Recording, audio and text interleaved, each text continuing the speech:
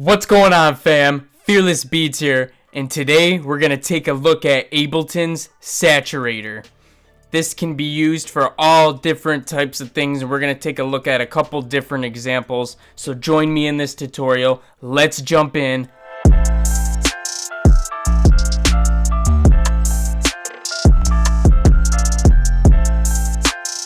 Alright, so Ableton's Saturator is used for a bunch of different things, okay? It can be used for adding different harmonics to the instruments that you put them on.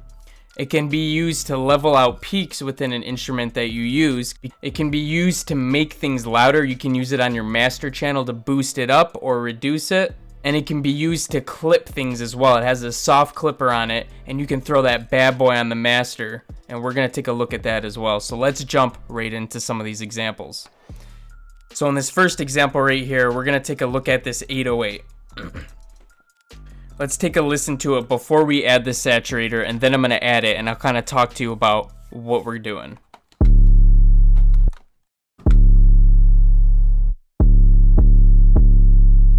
Alright, so when we add the saturator, you're going to notice that there's going to be more undertones and higher tones. There's just going to be more harmonics altogether. It's going to add more bass and more high notes. So this is it before. Okay, so it immediately makes it louder, right? So let's take a look at the different things in here. So first you have different kind of waveforms that you can use. You can use the soft sine, which is better for like 808s or softer things. If you wanted to put a harder curve on your 808, let's take a listen. It would destroy it, right? It would make it sound crazy. So you might get away with putting that on a kick or an instrument that might sound better with a harder curve on it. Okay, you have different options here, but I mostly stick with just the soft. You have some different options down here. You can either boost the gain or decrease it.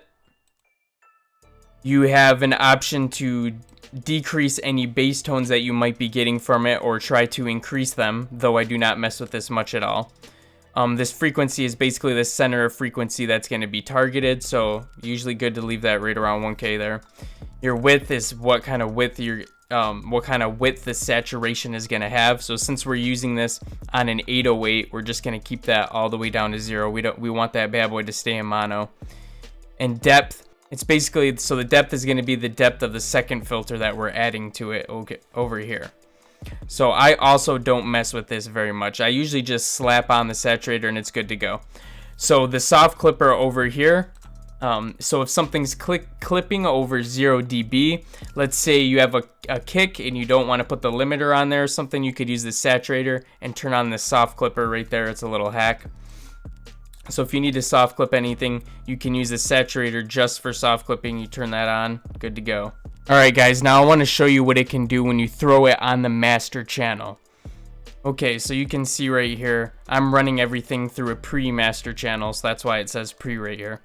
So I got the saturator, and what you're going to notice is it's going to boost the volumes, it's going to level it out like I was talking about earlier, and it's just going to let the whole thing thrive. Now when I put it on the master, as you guessed, I use the soft sine as well, and I just leave the width at 30, and I don't change anything else. So let's take a look at the pre-master here, and you'll notice that it's actually clipping. So it's really bad, right? Because our kick is crushing through there, our 808's loud, and everything's just messing together. So we'll listen to it now, and I'll turn on the saturator, and you can notice the difference.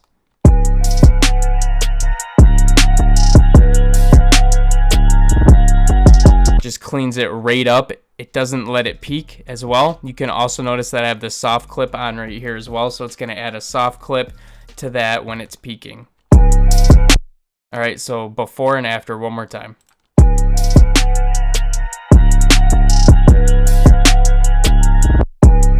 Alright guys, and if you need to crank up your mix here, let's say your mix isn't hitting loud enough and you need to go louder, this is a great place to dial it up. Obviously, we're not going to do that here because my mix is already loud enough. In fact, it's getting pretty close to 0, so what I would do if I was putting this on the master, and before I was going to finish off the song, I would let the whole song play through, and I would see what this value is, and I would get this value as close to 0 as I could. You want it to be minus 0.1 or 0.2 or 0.3, somewhere around that area, and you're good. If you can get it that close, otherwise somewhere with close to that range, you're good to go. And guys, this is pretty much all you need to throw on your master. You don't need to do anything crazy until you start becoming a master engineer, but this is going to help you put that loudness on your mix and just let your instrument shine.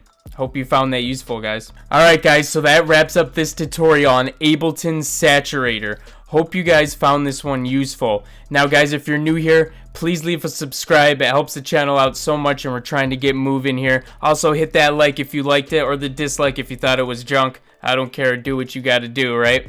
Anyways guys, thank you so much for watching all the way to the end. I appreciate you, you have no idea, and I'll be talking to you guys again real soon.